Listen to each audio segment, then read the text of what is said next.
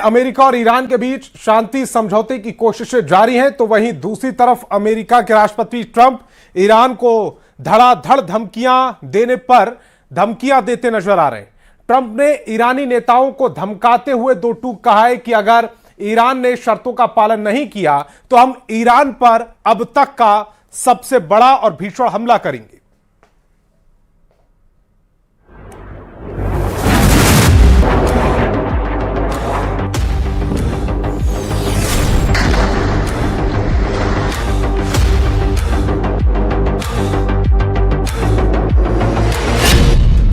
बारूद के ढेर पर ईरान डील, स्विट्जरलैंड में आपातकाल मीटिंग। ईरान युद्ध और डील अब ऐसे भंवर में फंस चुकी है जहां किसी को भी अंदाजा नहीं है कि क्या वास्तव में ईरान अमेरिकी शर्तों के सामने सरेंडर करेगा या नहीं। इस वक्त ईरान और अमेरिका की डील के बीच इजराइल एक ऐसे कट्टर दुश्मन के रूप में सामने आया है जिस पर राष्ट्रपति ट्रंप भी काबू नहीं कर पा रहे हैं। लगभग 114 दिन से भी ज्यादा के इस युद्ध और तनाव में सभी पक्ष लगभग 30 लाख करोड़ रुपए खर्च कर चुके हैं, लेकिन अभी तक युद्ध की आग धधकती चली जा रही है। इस वक्त अमेरिका के उपराष्ट्रपति जेडी वेंस, राष्ट्रपति ट्रंप के विशेष दूत स्टीव विटकॉफ और ट्रंप के दामाद जेरेड कुशनर स्विट्जरलैंड में ईरान के नेताओं और मध्यस्थों के साथ एक ऐसी आपातकालीन मीटिंग में जुटे हैं जिस पर ईरान डील का भविष्य टिका हुआ है। रिपोर्ट्स का दावा है कि ईरान डील से बुरी तरह से भन्नाए इजराइल ने पिछले 24 घंटे में लेबनान में 20 ऐसे ठिकानों पर भयंकर हमले किए हैं जिसमें हिजबुल्लाह को भीषण नुकसान हुआ है। यानी हम कह सकते हैं कि इजराइल को रत्ती भर परवाह नहीं है कि स्विट्जरलैंड में अमेरिका और ईरान की डील को लेकर हो रही मीटिंग पर इसका। खबर है कि शांति वार्ता के बीच ईरान के प्रतिनिधि मोहम्मद कालीबाफ ने चेतावनी दी है कि अमेरिका इजराइल की गुंडागर्दी और सीजफायर के उल्लंघनों को नहीं रोकता तो ईरान अगला कदम कड़ा उठाएगा। स्विट्जरलैंड में अगले 24 घंटे के अंदर ईरान डील से फाइनल पर्दा उठ सकता है और इसी को लेकर ट्रंप सांसें रोके नतीजों का इंतजार कर रहे हैं।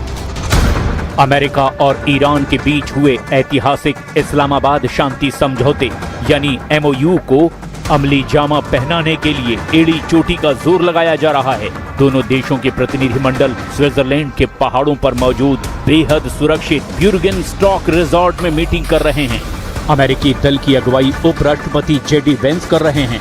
अमेरिका की तरफ से उपराष्ट्रपति JD Vance, Steve Witkoff, Jared Kushner, अमेरिकी विदेश विभाग, ट्रेजरी विभाग और राष्ट्रीय सुरक्षा परिषद के वरिष्ठ अधिकारी मीटिंग में शामिल हैं। ईरान की ओर से ईरानी संसद के स्पीकर मोहम्मद बाकर कालिबाफ, अब्बास अराक्ची और ईरान के केंद्रीय बैंक, परमाणु कार्यक्रम और तेल मंत्रालय के वरिष्ठ अधिकारी इस मीटिंग में मौजूद हैं। मध्यस्थ पाकिस्तान की तरफ से प्रधानमंत्री शहबाज शरीफ, जनरल आसिम मुनीर, पाकिस्तानी कूटनीतिक दल भी इसमें शामिल हुआ है। मध्यस्थ कतर की तरफ से कतर के विदेश मंत्रालय और अमीर के विशेष प्रतिनिधि मीटिंग में शामिल हैं। कतर अमेरिका और ईरान के बीच संदेशवाहक यानी बैक चैनल की भूमिका निभा रहा है। मेजबान स्विट्जरलैंड के स्विस विदेश मंत्रालय के अधिकारी मीटिंग की व्यवस्था देख रहे हैं। ईरान डील की मीटिंग का फुल एंड फाइनल फैसला स्विट्जरलैंड में 5 लोगों के ऊपर है। JD Vance, Steve Witkoff, Jared Kushner, Abbas Araghchi और मोहम्मद बाकर कालिबाफ। इन्हीं 5 लोगों की बातचीत से तय होगा कि अमेरिका ईरान 60 दिवसीय समझौता आगे बढ़ेगा या लेबनान और हिजबुल्लाह का मुद्दा पूरी प्रक्रिया को फिर से संकट में डाल देगा। 180 درجه چرخیده بود. میگفت ایران باید بدون چونه چرا تسلیم بشه. ایران حق ندارد این کارو بکند، حق ندارد این کارو بکند، حق ندارد. سخنرانی کرد گفت ایران حقش این کارو بکنه، حقش اینو بدیم، حقش این کار. یعنی 180 درجه نسبت به مواضع گذاشتش برگشته به پذیرفته که ما حق ما رو نمیتونن نادیده بگیرن.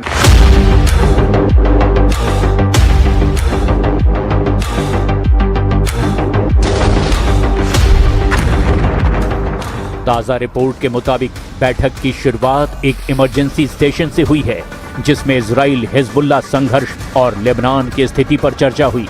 लेबनान और हिजबुल्लाह पर हुए हमलों को लेकर इजराइल के इन हमलों पर ईरान ने बेहद कड़ा और आक्रामक रुख अख्तियार किया है।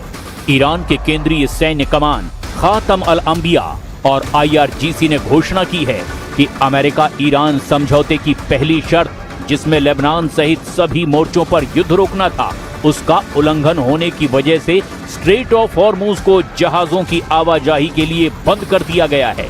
खबर ये है कि ईरान के मुख्य वार्ताकार मोहम्मद बगैर कालिबाफ ने चेतावनी दी कि यदि अमेरिका इजराइल की गुंडागर्दी और सीज फायर के उल्लंघनों को नहीं रोकता तो ईरान अगला कड़ा कदम उठाएगा। हालांकि कतर और पाकिस्तान की मध्यस्थता के चलते ईरान स्विट्जरलैंड में तकनीकी कूटनीतिक बातचीत अभी कर रहा है। व्हाइट हाउस के सूत्रों के मुताबिक अमेरिका और ईरान के बीच ये एक अंतरिम समझौता है। अगले 60 दिनों के भीतर दोनों देशों को फाइनल न्यूक्लियर डील पर हस्ताक्षर करने होंगे। इस डील को सीधे यूनाइटेड नेशन सिक्योरिटी काउंसिल यानी UNSC से मंजूरी दिलाई जाएगी, ताकि कोई भी भावी अमेरिकी सरकार इसे एक तरफा रद्द ना कर सके। वॉल स्ट्रीट जर्नल के खुफिया रिपोर्ट के मुताबिक इस 14 सूत्रीय समझौते यानी कि MOU के तहत अमेरिका ने ईरान पर पिछले 2 महीने से लगाई गई नौसैनिक नाकेबंदी को हटा दिया है। ईरान को शर्तों के साथ तुरंत वैश्विक बाजार में तेल और ईंधन बेचने की अनुमति मिल गई है। लेकिन सवाल उठता है कि अगर इजराइल लगातार लेबनान और हिजबुल्लाह पर हमला करता रहेगा तो ईरान इस डील पर 60 दिन के अंदर फाइनल मुहर कैसे लगाएगा? این جلسه گفتگو برای اطمینان از اجرای تعهدات طرف مقابل هست و همونطور که باز عرض کردم در صدر اینها بحث توقف جنگ در همه جبهه‌ها به شمول لبنان और 14 शर्तों वाले जिस शुरुआती समझौते पर ईरान और अमेरिका ने साइन किया, उसका सबसे पहला और सबसे अहम क्लॉज है सभी मोर्चों पर सैन्य ऑपरेशन की तुरंत और स्थायी समाप्ति, जिसमें साफ तौर पर लेबनान शामिल है। इस डील के साइन होते ही अमेरिका ने अपनी ओर से दुनिया को गारंटी दी कि अब गोलियां नहीं चलेंगी। लेकिन गोलियां क्या, बम बरस रहे हैं।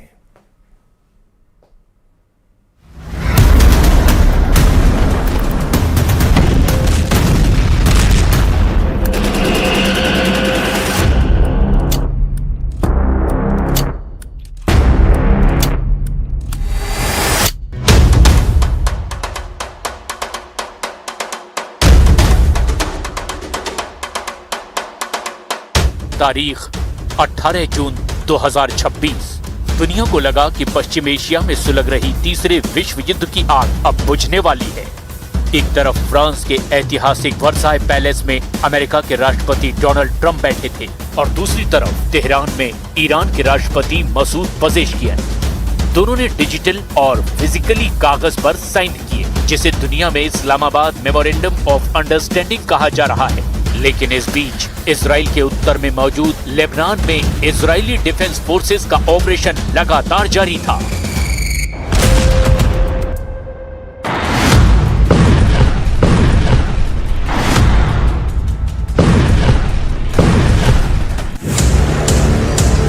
भले ही डील लागू होते ही अमेरिकी सेंट्रल कमांड ने ईरान के बंदरगाहों और हॉर्मुज स्ट्रेट पर लगी अपनी नेवल नाकाबंदी को पूरी तरह से हटा लिया। महीनों से फंसे तेल के टैंकर बाहर निकलने लगे। ऐसा लगा जैसे एक बहुत बड़े खौफनाक तूफान के बाद अचानक शांति छा गई हो। अमेरिका खुश था, ईरान राहत की सांस ले रहा था और ग्लोबल मार्केट में तेल के दाम नीचे गिरने लगे थे। लेकिन जैसे कि ये शांति सिर्फ एक धोखा हो। ये एग्रीमेंट बस एक ऐसा कागज था जिसकी स्याही अभी सूखी भी नहीं थी कि बेरूत और साउथ लेबनान के आसमान में इजराइल के फाइटर जेट्स ने मौत की नई बारिश शुरू कर दी। एक तरफ अमेरिका ईरान के साथ स्विट्जरलैंड में आगे की बात करने की तैयारी कर रहा था, दूसरी तरफ उसका सबसे पुराना और सबसे ताकतवर सहयोगी इजराइल इस समझौते की धज्जियां उड़ा रहा था। फिर क्या था, बस ईरान ने भी तेवर दिखाने शुरू कर दिए कि अगर लेबनान पर हमले नहीं रुके तो आगे कोई बात नहीं होगी।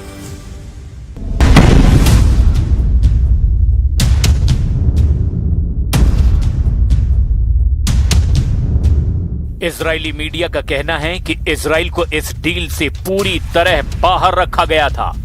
इजराइल के प्रधानमंत्री बेंयामिन नेतन्याहू ने तो साफ कह दिया कि गाजा की तरह लेबनान में भी इजराइल सिक्योरिटी जोन पर काबिज रहेगा। כשם שהחזרנו את הביטחון והשגשוג לעוטף עזה, כך נחזיר את הביטחון והשגשוג ליישובי הצפון. זה מחייב שמירה על רצועת הביטחון בדרום לבנון, זה מחייב שלא נצא משם כל עוד צורכי הביטחון של ישראל. ये एक ऐसा समझौता है जिसको इजराइल जरा भी अहमियत नहीं दे रहा। 18 जून 2026 को समझौते पर साइन हुए। ट्रंप ने ऐलान कर दिया हर मोर्चे पर युद्ध समाप्त हो गया और 19 जून 2026 को 24 घंटे भी नहीं बीते थे और इजराइल ने गाजा में ड्रोन हमला कर दिया और लेबनान के अलग अलग शहरों में बमों की बारिश कर दी और समझौते को ठेंगा दिखा दिया। जमकर गिराए इजराइल ने बम। 18 जून को ही आईडीएफ ने अपने सोशल मीडिया और न्यूज प्लेटफॉर्म पर साउथ लेबनान का एक नया मिलिट्री मैप जारी कर दिया। द मीडिया लाइन की रिपोर्ट के मुताबिक इस नक्शे में साफ तौर पर दिखाया गया कि इजरायली सैनिक लेबनान की सीमा के अंदर 10 किलोमीटर गहरे सिक्योरिटी जोन में तैनात हैं और वे किसी भी हाल में वहां से वापस नहीं लौटेंगे।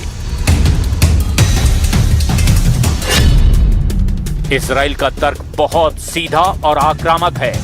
जब तक हिजबुल्लाह का पूरा नेटवर्क उसके हथियारों के डिपो और उसके कमांडरों को जड़ से खाक में नहीं मिला दिया जाता, तब तक लेबनान से एक भी इजरायली सैनिक पीछे नहीं हटेगा। इजराइल इस बात को अच्छी तरह से जानता है कि अगर आज उसने हिजबुल्लाह को छोड़ दिया तो उसके लिए भविष्य का सबसे बड़ा नासूर ये बन जाएगा। Allahu Akbar. Allahu Akbar. Allahu Akbar. 2 मार्च 2026 के बाद लेबनान में अब तक 3,912 लोग मारे जा चुके हैं और 11,873 से ज्यादा लोग इसमें घायल हुए हैं, जबकि 10 लाख से ज्यादा लोग अपना घर छोड़ने पर मजबूर हो गए। अमेरिका की शांति की दुहाई के बीच भी 18 जून की रात को साउथ लेबनान में इजराइल के हमलों ने 16 लोगों की जान ले ली। हिजबुल्लाह भी जवाबी हमला कर रहा है और 2 मार्च 2026 के बाद इन हमलों में 35 इजरायली सैनिक मारे गए हैं।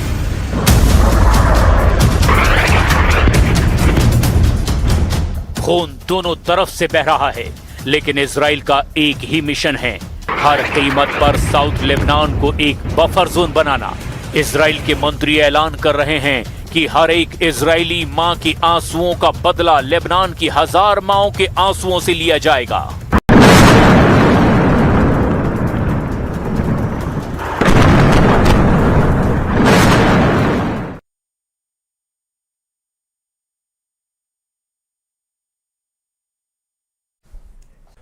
और इजराइल के इस तेवर ने वॉशिंगटन में बैठे ट्रंप प्रशासन के पसीने छुड़ा दिए। अमेरिका, जिसने पूरी दुनिया के सामने यह दावा किया था कि उसने युद्ध रुकवा दिया है, उसकी बात की कोई कीमत नहीं रह गई। जो ट्रंप G7 की मीटिंग में 1 घंटे की देरी में पहुंचते हैं और कहते हैं आई एम द बॉस, उनके लिए तो इजराइल के ये तेवर नाकाबिले बर्दाश्त है। एक तरफ से अब यह साफ होने लगा है कि डोनाल्ड ट्रंप को नेतन्याहू अपनी जंग में खींच कर ले गए और अब जब अमेरिका को पीछे हटना पड़ा है तो नेतन्याहू ट्रंप के साथ बिल्कुल खड़ा होना नहीं चाहते, वो हार नहीं मानना चाहते हैं।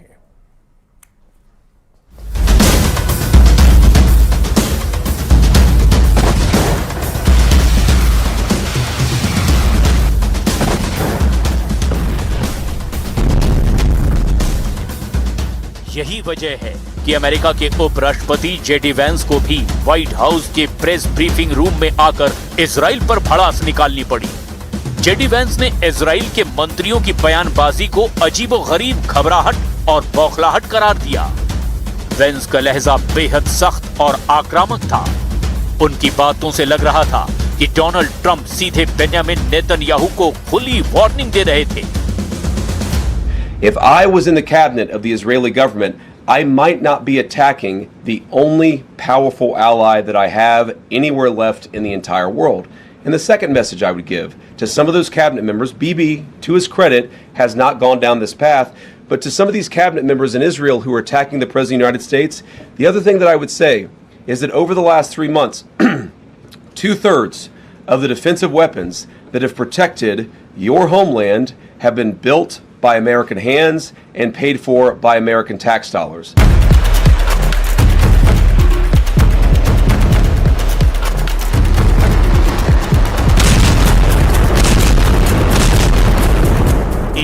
दस दिन के बाद कुछ बात बनती दिख रही थी, लेकिन अब इजराइल और अमेरिका आमने सामने हैं। डोनाल्ड ट्रंप के डिप्टी ने जब इजराइल को एहसान याद दिलाना शुरू किया तो बेंजामिन नेतन्याहू के मंत्री भी भड़कने लगे और साफ कर दिया कि हम अमेरिका के गुलाम नहीं हैं।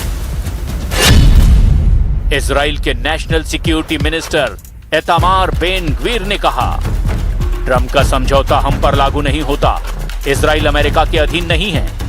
इजरायली मिनिस्टर मिकी जोहर ने एहसान गिनाए, कहा कि हमने खुफिया जानकारियां दी, अमेरिकियों की जान बचाई, अमेरिकी सेना इजरायली टेक का इस्तेमाल करती है।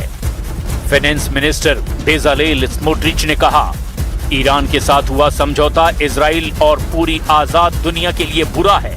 डिफेंस मिनिस्टर इजराइल कार्ट्स ने तो ऐलान ही कर दिया कि इजरायली सेना लेबनान, सीरिया और गाजा के सिक्योरिटी जोन्स में अनिश्चित काल तक बनी रहेगी।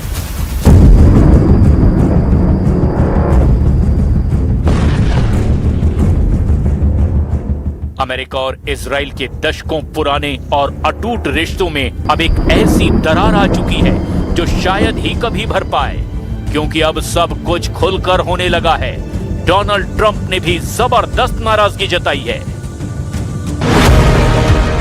ईरान के नए सुप्रीम लीडर मुस्तफा खामनेई ने भी अपने प्रतिनिधि के जरिए भेजे गए बयान में यह ऐलान तो किया कि पेजेश्कियन के आश्वासन पर उन्हें यह समझौता मंजूर है, लेकिन उन्होंने अपने स्टेटमेंट में अमेरिका को दुश्मन कहकर संबोधित किया और यहां तक कहा कि अगर दुश्मन समझौते की शर्तों का उल्लंघन करता है या फिर किसी तरह की हिमाकत करता है तो झुकने की जरूरत नहीं है, करारा जवाब देना है।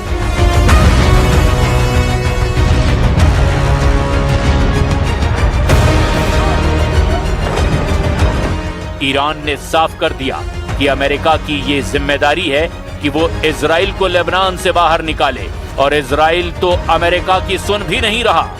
इजराइल न सिर्फ खुलकर ट्रंप के एक तरफा किए गए समझौते को नकार रहा है, बल्कि वो लेबनान और गाजा में बम बरसाकर ये जाहिर भी कर रहा है कि डोनाल्ड ट्रंप कोई नहीं है जो इजराइल के मामलों में कोई फैसला ले।